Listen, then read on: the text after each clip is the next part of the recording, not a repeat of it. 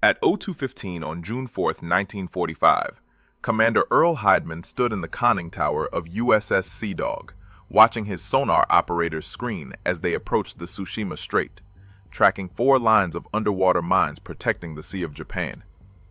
34 years old, 3 war patrols, 0 submarines had ever survived entering Japan's most protected waters. The Japanese had strung 400 mines across a 40-mile strait, spaced 50 yards apart.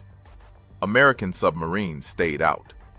For 2 years, no one had tried to break through, not since October 11, 1943.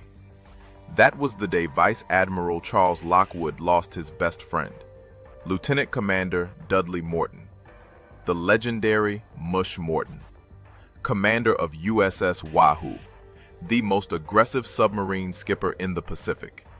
19 enemy ships sunk in 5 patrols. Morton had entered the Sea of Japan through these same waters in August 1943 and torn apart Japanese shipping for 2 weeks. But when Wahoo tried to exit through La Perouse Strait on October 11th, Japanese aircraft found her on the surface. 40 bombs, 69 depth charges, 79 men dead, no survivors. Lockwood wrote in his diary that night, "This is the worst blow we've had. I'm heartbroken. God punished the Japanese." For 20 months, the Sea of Japan remained untouchable. Japan's last safe shipping lane, their protected lake, Hirohito's bathtub. Merchant ships moved freely between Korea and Japan with running lights on, sailing straight courses, completely unescorted, because everyone knew American submarines couldn't get through the minefields. But Lockwood never forgot Morton. He never stopped planning revenge.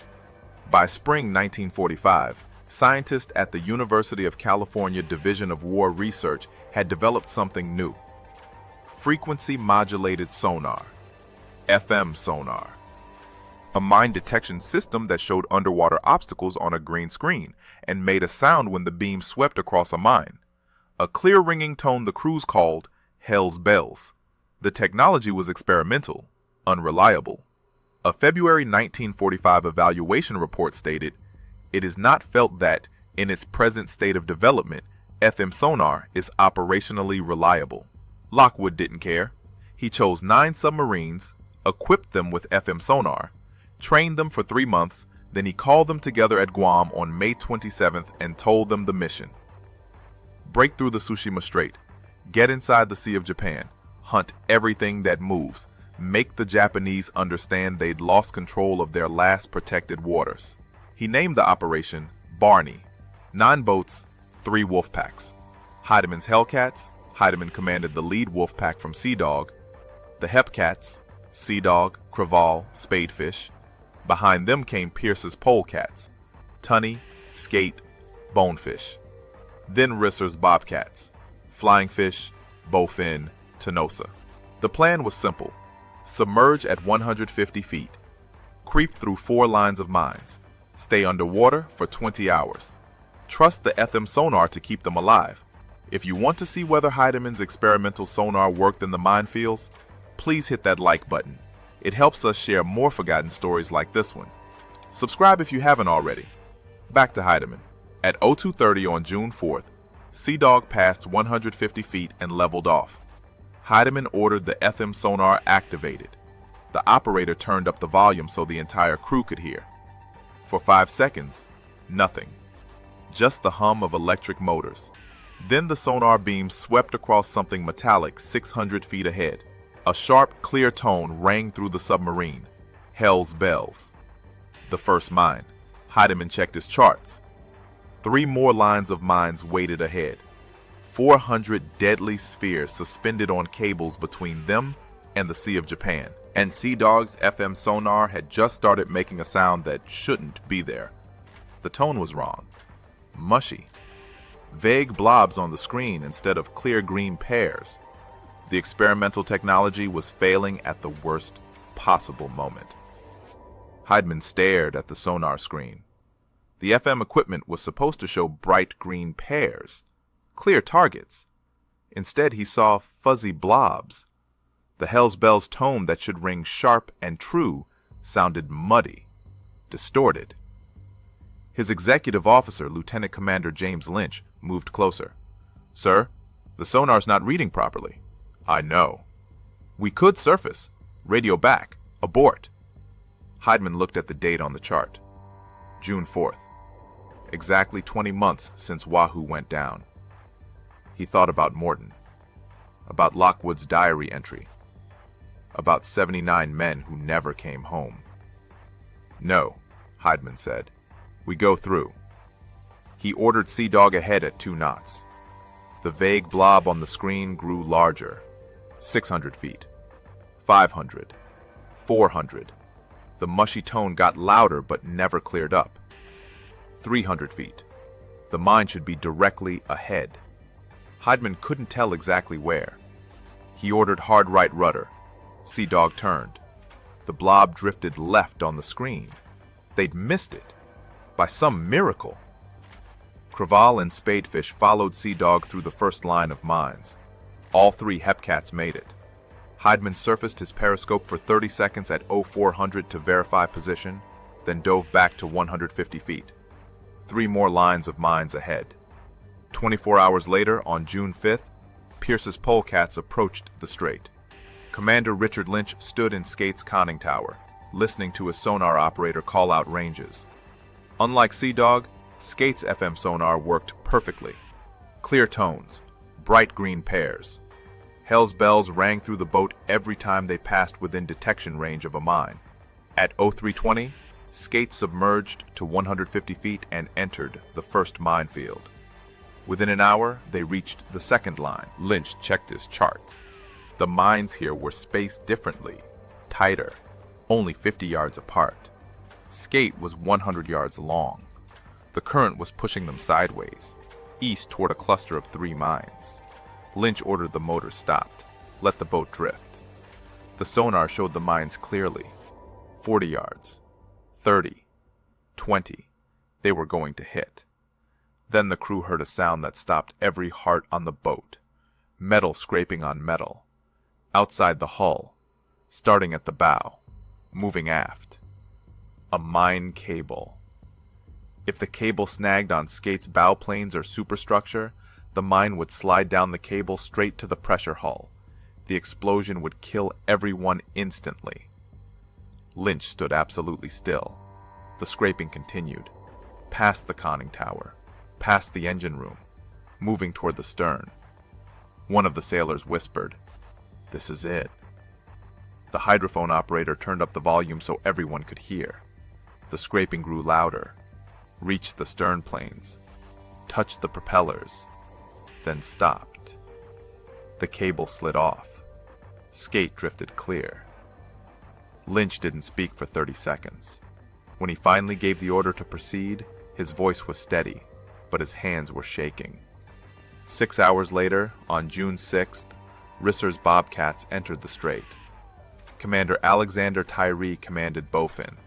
His FM sonar worked well, but the Hell's Bells tone became almost constant as they moved through the second minefield. 1 mine every 300 feet. The clear ringing filled the boat for 17 hours straight. Some crewmen stuffed cotton in their ears. Others just stopped hearing it. The sound became background noise, like tinnitus, like the hum of their own deaths waiting in the water. At one point, Tyree's crew heard the same sound Skate had reported. A cable scraping along the hull, bow to stern, the entire length of the submarine. Then silence.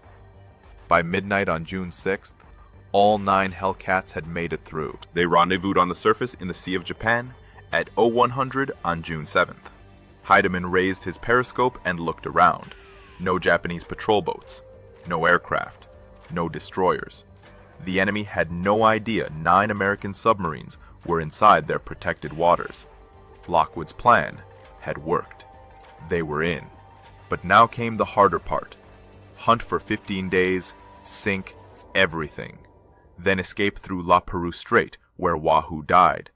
If the Japanese figured out submarines were in the Sea of Japan before June 24th, every boat in the Hellcats would be trapped. At sunset on June 9, 1945, Lockwood's orders became active. Commence firing. Heidemann positioned Sea Dog off the northwest coast of Honshu, near the port of Niigata. Japanese merchant ships moved in steady streams between Korea and Japan. No escorts, no zigzag patterns, running lights on, navigation aids burning bright, exactly as intelligence predicted. The Japanese believed their Sea of Japan was impenetrable. At 2015 hours, Sea Dog's radar picked up a medium freighter, 2,500 tons, course 205 degrees, speed 8 knots, heading to Kyoto. Completely unaware a submarine was tracking it. Heidemann fired one torpedo from 1,200 yards. The Mark 18 electric torpedo left no wake, no exhaust trail. The Japanese crew never saw it coming. At 20:15 and 45 seconds, the torpedo struck forward. The ship sank in 60 seconds. By midnight, Sea Dog had sunk two more freighters, Sagawa Maru, 1,186 tons, Shoyo Maru, 2,211 tons. Both hit, both down within minutes. The other Hellcats spread across the Sea of Japan and began their own hunts. Spadefish patrolled the northeast coast near Sado Island. Creval worked the shipping lanes between Vladivostok and Suruga. Tunny and Skate moved south toward Toyama Bay. Flying Fish, Bowfin, and Tenosa covered the Korean coast. Between June 9th and June 20th, the Hellcats sank ships faster than Japanese Naval Command could track what was happening. Reports came in from multiple locations simultaneously. Ships disappearing, no distress calls, no survivors explaining what happened, just empty stretches of ocean where convoys used to run. On June 11th, Sea Dog tracked down another freighter, Kofuku Maru, 753 tons. Heidemann fired from 800 yards, direct hit, down in 3 minutes. The next day, June 12th, Sea Dog found two cargo ships traveling together at dawn, Shinsen Maru, 887 tons, Kaiwa Maru, 1,045 tons. Both ships were loaded with supplies for northern Honshu garrisons. Heidemann fired 4 torpedoes, 2 at each target. All 4 hit. Both ships sank before 0700. Japanese command finally understood what was happening. American submarines had broken through the minefields. The Sea of Japan was no longer safe. They ordered all merchant shipping to halt, every convoy to return to port immediately, every cargo ship to stay anchored until further notice. But the damage was done. By June 15th, when Sea Dog sank Koan Maru off Akita, the psychological impact had spread through Japan's entire merchant fleet. Sailors refused assignments. Captains resigned. Port workers went on strike. The Japanese had lost confidence in their last protected shipping route. On June 19th, Sea Dog hunted near the northwest coast of Hokkaido and found 2 more targets. An army cargo ship, Kokai Maru, 1,272 tons. A merchant vessel, Shinhei Maru No. 3, 958 tons. Both were attempting to reach Otaru under cover of fog. Heidemann tracked them through the murk using radar, fired at 300 yards. Both ships went down by noon. That made 6 ships for Sea Dog, the highest score of any Hellcat. Heidemann had personally sunk more tonnage in 11 days inside the Sea of Japan than most submarines sank in entire war patrols. But on June 19th, something went wrong. Commander Lawrence Edge commanded Bonefish, one of Pierce's polecats. His last radio transmission came at 1400 hours from Toyama Bay on the north coast of Honshu. He reported attacking a small convoy. Then silence. Bonefish never transmitted again, never made the rendezvous point, just disappeared. On June 23rd, the 8 surviving Hellcats gathered at the predetermined coordinates in the northern Sea of Japan to prepare for escape. Heidemann waited until midnight. Bonefish never appeared. The Japanese had finally gotten one of them. Now the remaining 8 submarines had to run through La Perouse Strait, the same narrow passage where Wahoo died, where Morton and 79 men went down under bombs and depth charges. Except this time, the Japanese knew submarines were coming. Heidemann made a decision that would either save his boats or kill them all. Instead of submerging through La Perouse Strait like standard doctrine required, he ordered a high-speed surface run, 21 knots, straight through Japanese patrol waters, in the dark. It was insane. Surface ships were vulnerable. Radar could track them, aircraft could spot them, patrol boats could intercept them. But Heidman knew his crews were exhausted.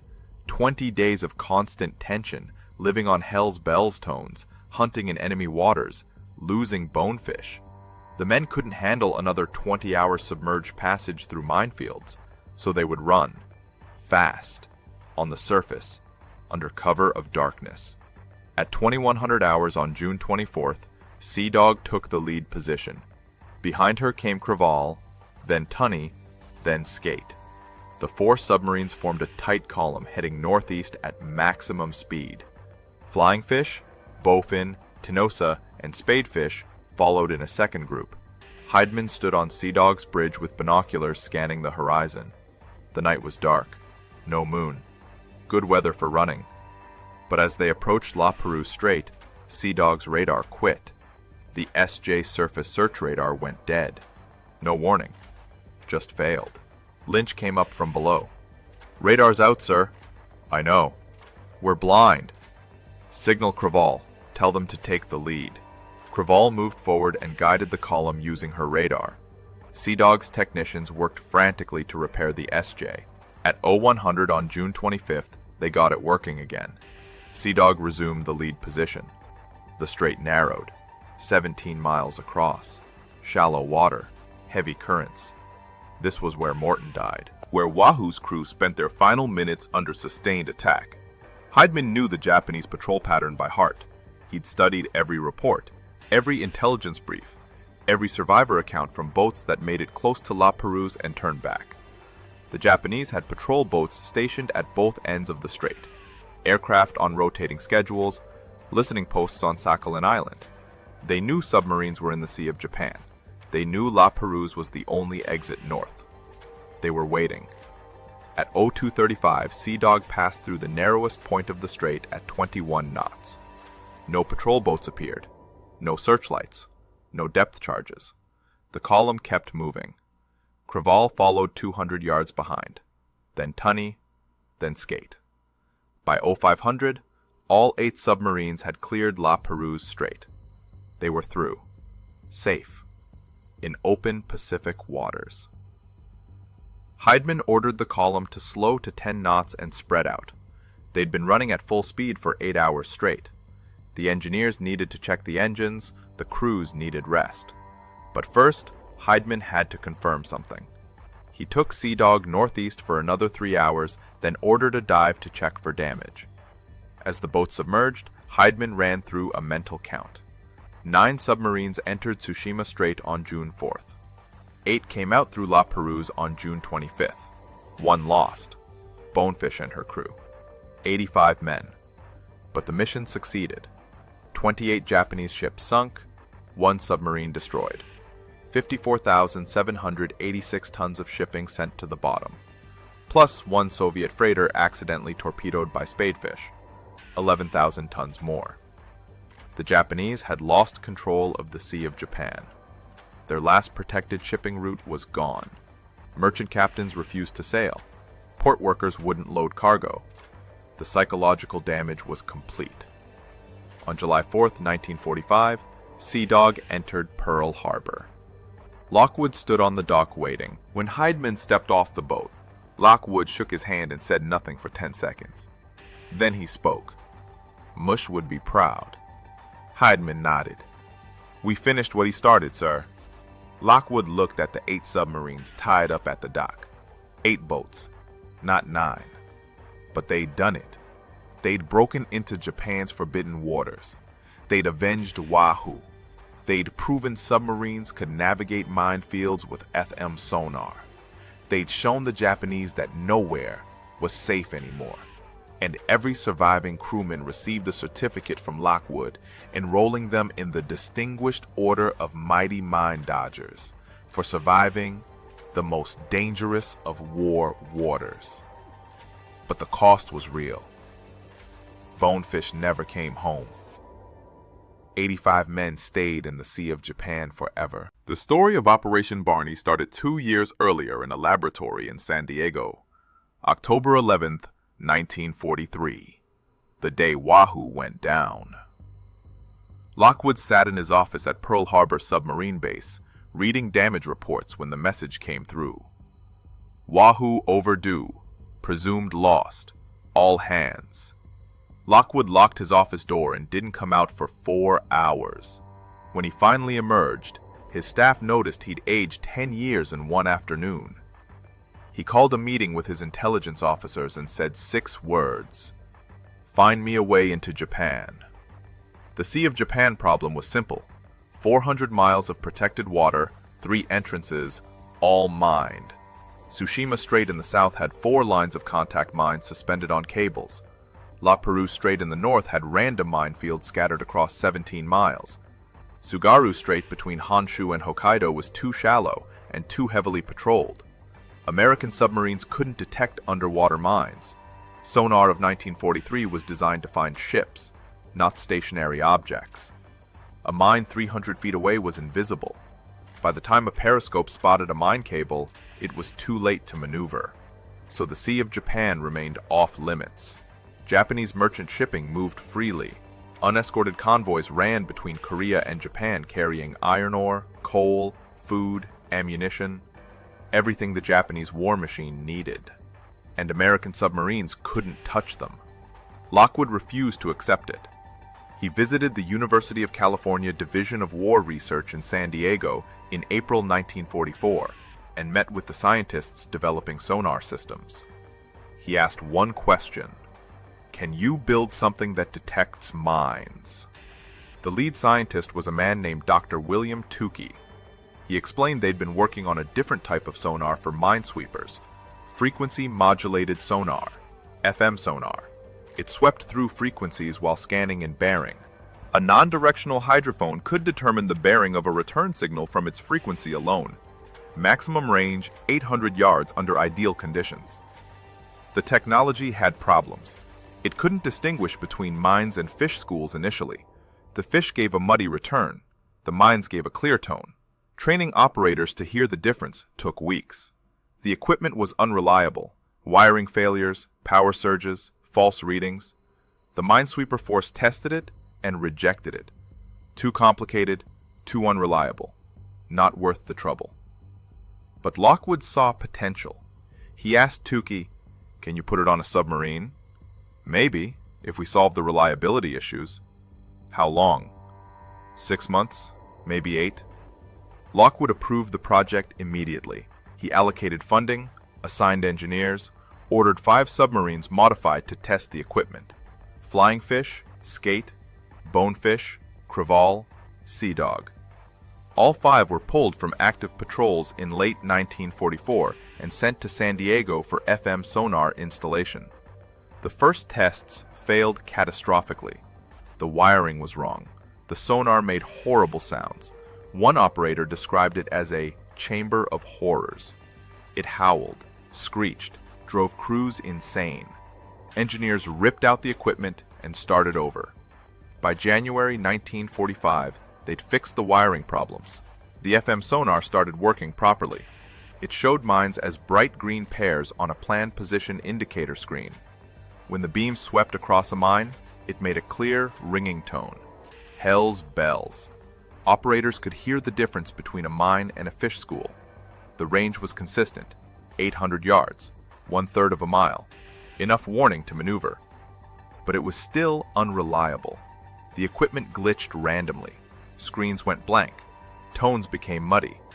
Operators couldn't always trust what they saw. A February 1945 evaluation report concluded, "It is not felt that, in its present state of development, FM sonar is operationally reliable." Lockwood read the report and ignored it. He'd waited 16 months since Wahoo went down. Japanese shipping in the Sea of Japan was moving 6 million tons per year. Untouched. Safe. Supporting Japan's war effort. He wasn't waiting any longer. In January 1945, Lockwood ordered his staff to begin planning a mass penetration of the Sea of Japan. He chose Commander William Seaglaff to lead the planning. Seaglaff was a veteran of 7 war patrols with 15 ships sunk. He knew submarines. He knew tactics. He understood risk. Seaglaff's plan was bold. 9 submarines, all equipped with FM sonar, divided into 3 wolf packs. Enter through Tsushima Strait on 3 consecutive nights. Hunt for 15 days. Exit through La Perouse Strait at high speed. The mission would prove submarines could navigate minefields. It would avenge Wahoo. It would shatter Japanese confidence in their last protected waters. Lockwood named it Operation Barney, after Seaglaff's nickname. But there was one major problem they still hadn't solved. Nobody knew exactly where the mines were. Intelligence reports said 4 lines of mines in Tsushima Strait, but the exact positions? Unknown. The spacing between mines? Unknown. The depth of the cables? Unknown. Japanese minesweepers had laid the fields in 1942 and 1943. No American submarine had ever gotten close enough to map them. Seaglaff needed reconnaissance. In March 1945, he sent Tenosa on a special mission. Commander Richard Latham commanded Tenosa. His orders were simple. Approach Tsushima Strait. Use FM sonar to detect the minefields. Plot the positions. Get out alive. Don't engage any targets. This was pure intelligence gathering. Tenosa spent 11 days slowly creeping along the approaches to Tsushima. The FM sonar worked perfectly. Latham's operators detected mines at ranges up to 700 yards.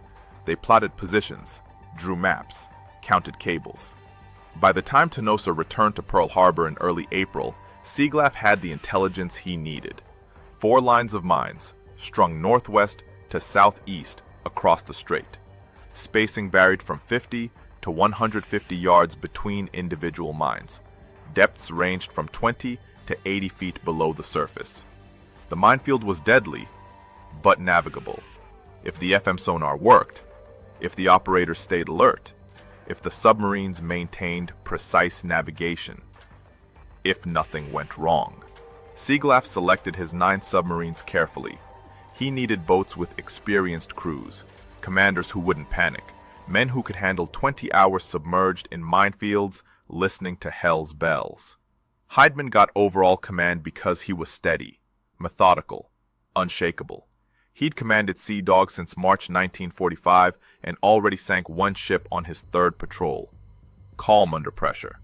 Pierce commanded the Polecats because he was aggressive but smart, never took unnecessary risks. Risser led the Bobcats because his crew trusted him completely. 3 Wolfpack commanders, 9 boats, 270 men. In April and May, all 9 submarines trained together at Pearl Harbor. They practiced FM sonar operations, ran simulated minefield transits, studied the charts Tenosa brought back. Lockwood personally went out on training exercises. He operated the FM sonar himself, listened to hell's bells, watched the green pairs appear on the screen. He needed to understand what his crews would experience. On one training run, Sea Dog's FM sonar glitched during a simulated minefield transit. The screen showed vague blobs instead of clear pairs. The hell's bells tone went mushy. Lockwood immediately called off the exercise and ordered the equipment checked. The technicians found a loose connection in the wiring, fixed it in 30 minutes. But Lockwood understood the risk. The equipment could fail at any moment, and if it failed inside the real minefields, the submarine would die. He gathered all 9 commanding officers in his office on May 20th, laid out the final mission plan, told them about Wahoo, about Morton, about 79 men who never came home. Then he gave them a choice. This mission is voluntary, Lockwood said. Any commander who wants out can say so right now. No questions asked, no black mark on your record. This is the most dangerous thing we've ever attempted. Nobody left. 9 commanders, 9 boats. All in. On May 27th, the Hellcats departed Pearl Harbor for Guam. They arrived on May 29th and spent 3 days making final preparations, checking equipment, loading torpedoes, running through last-minute briefings. On June 2nd, Lockwood flew to Guam personally to see them off. He met with each commander individually, shook hands, gave final instructions. When he got to Heidemann, Lockwood said something he'd never said to any submarine commander before. If the FM sonar fails in the minefields, surface immediately. Radio for help, abort the mission. I'm not losing another boat trying to be heroes. Heidemann nodded. Understood, sir. I mean it, Earl. Morton didn't abort when he should have. Don't make the same mistake. Yes, sir. But both men knew the truth. Once you're inside a minefield, with 400 contact mines surrounding you and FM sonar glitching, surfacing and radioing for help won't save you. You're already dead. The only option is to keep going. Trust your equipment, trust your crew, and pray you get lucky. On June 4th at 02:15, Heidemann's prayer would be tested. The impact of Operation Barney hit Japan within 48 hours of the first attack. On June 10th, Japanese Naval Command issued emergency orders. All merchant shipping in the Sea of Japan to cease operations immediately. Every convoy to return to nearest port. Every cargo ship to remain anchored until further notice. The order affected 643 vessels, over 3 million tons of shipping capacity, frozen. Japan's war economy depended on the Sea of Japan. Iron ore from Korea, coal from Manchuria, food from occupied territories. 70% of Japan's raw materials moved through those waters. Now American submarines controlled it. Within a week, steel production in Japan dropped 18%. Ammunition factories cut output by 22%. Food distribution to major cities slowed to 40% of normal levels. Not because of bombing, not because of naval blockade, because 9 submarines scared the Japanese merchant fleet into paralysis. The psychological damage spread faster than the actual sinkings. Merchant sailors refused assignments. Captains resigned rather than sail. Port workers went on strike demanding combat pay for loading ships destined for the Sea of Japan. Insurance companies stopped covering cargo bound for Korean ports.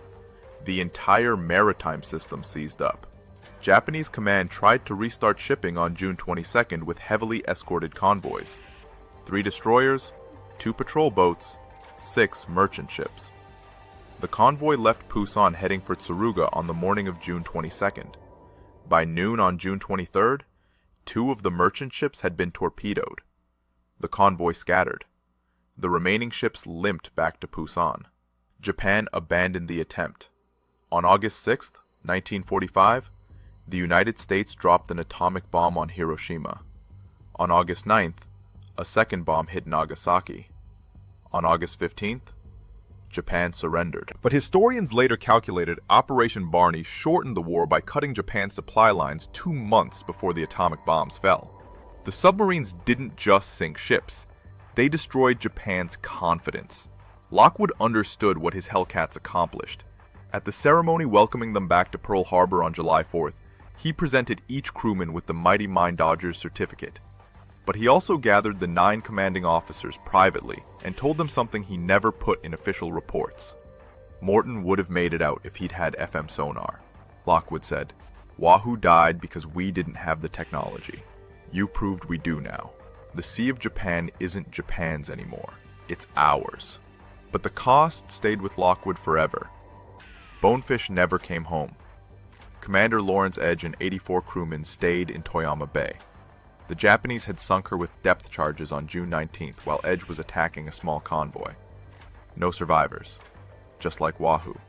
Lockwood visited the families personally. 85 families. 85 conversations explaining their sons and husbands and fathers died inside Japan's protected waters, proving submarines could go anywhere. Most families asked the same question. Did he accomplish anything? Lockwood told them the truth. Your son helped end the war. The Japanese lost the Sea of Japan because of what he did. Thousands of American lives were saved because Japan couldn't move supplies anymore. Some families found comfort in that answer. Others didn't. But Lockwood never lied about what Operation Barney achieved. It was worth it. The mission succeeded. The technology worked. Future submarines could navigate any minefield if they had FM sonar. By September 1945, the Navy modified 20 more submarines with FM sonar. They planned a second mass penetration of the Sea of Japan for October, but Japan surrendered before it happened. The atomic bombs ended the war. Operation Barney became a footnote in most histories, but not for submariners. For them, Operation Barney proved something crucial. Technology could beat geography. Innovation could overcome obstacles. And 9 submarines with experimental equipment could accomplish what entire fleets couldn't. Today, FM sonar descendants are standard equipment on every submarine in the world. Modern mine detection systems trace their lineage directly back to the Hell's Bells that rang through Sea Dog's hull in June 1945. The submarines are gone. Sea Dog was decommissioned in 1948 and scrapped. Skate survived Operation Barney only to become a target ship at Bikini Atoll atomic bomb tests in July 1946. Bowfin is a museum ship at Pearl Harbor. The others were scrapped or sunk as targets. But the lesson remained. Commander Earl Heidman retired from the Navy in 1957 as a Rear Admiral. He received the Navy Cross for Operation Barney, with a citation that read, "With great daring and heroic actions, fully aware of the perils involved in completing this unprecedented undertaking, he penetrated strong anti-submarine barriers and entered supposedly inviolable enemy waters." Richard Lynch, Skate's executive officer who heard the mine cable scrape along the hull, also retired as a Rear Admiral. He never forgot the sound. In interviews 50 years later, he said the scraping lasted maybe 10 seconds, but it felt like 10 minutes. Every man on Skate thought they were dead. Vice Admiral Lockwood retired in 1947. He wrote 3 books about submarine warfare in the Pacific. In every book, he dedicated pages to Operation Barney and pages to Mush Morton. He never stopped connecting them. The mission that succeeded and the man who inspired it. Lockwood died in 1967. At his funeral, several Operation Barney survivors attended. Heidman was there. Lynch was there. They told reporters Lockwood had planned Operation Barney as revenge for Morton. But it became something bigger, proof that American submariners could overcome any obstacle. The FM sonar technology evolved rapidly after the war. By 1950, it was standard equipment. By 1960, mine detection systems were sophisticated enough to map entire minefields from 5 miles away. Modern submarines can navigate underwater obstacles that would have killed every boat in World War II. But Operation Barney remained the proof of concept. 9 submarines, experimental technology, 20 hours submerged in minefields, 28 ships sunk, 1 boat lost. The mission succeeded because crews trusted equipment that wasn't reliable and commanders made decisions that violated doctrine. Today, USS Bowfin sits as a museum ship at Pearl Harbor, preserved exactly as she appeared in 1945. Visitors can walk through the submarine and see where the FM sonar operator sat, where the Hell's Bells tone rang through the boat, where Alexander Tyree commanded his crew through 17 hours of constant mine detection pings. A memorial plaque at the Submarine Museum lists all 9 Hellcats: Sea Dog, Crevalle, Spadefish, Tunny, Skate, Bonefish, Flying Fish, Bowfin, Tenosa. 8 came home, 1 didn't. 85 men stayed in the Sea of Japan forever. Another memorial at Pearl Harbor honors USS Wahoo and Commander Morton. 79 names. October 11th, 1943. The boat that started it all. The Commander Lockwood never forgot. If this story moved you the way it moved us, do me a favor, hit that like button. Every single like tells YouTube to show this story to more people. Hit subscribe and turn on notifications. We're rescuing forgotten stories from dusty archives every single day. Stories about submariners who saved lives with experimental sonar and courage. Real people, real heroism. Drop a comment right now and tell us where you're watching from. Are you watching from the United States, United Kingdom, Canada, Australia? Our community stretches across the entire world. You're not just a viewer. You're part of keeping these memories alive. Tell us your location. Tell us if someone in your family served. Just let us know you're here. Thank you for watching. And thank you for making sure Commander Heidman, the Hellcats, and the men of Bonefish don't disappear into silence. These men deserve to be remembered, and you're helping make that happen. The Japanese couldn't believe U.S. submarines were inside their sea, until 28 ships vanished in 15 days, and 9 submarines proved that nowhere was safe anymore. Operation Barney, June 4th to June 24th, 1945. The mission that avenged Wahoo, the technology that changed submarine warfare forever, and the sound of hell's bells ringing through minefields in the dark.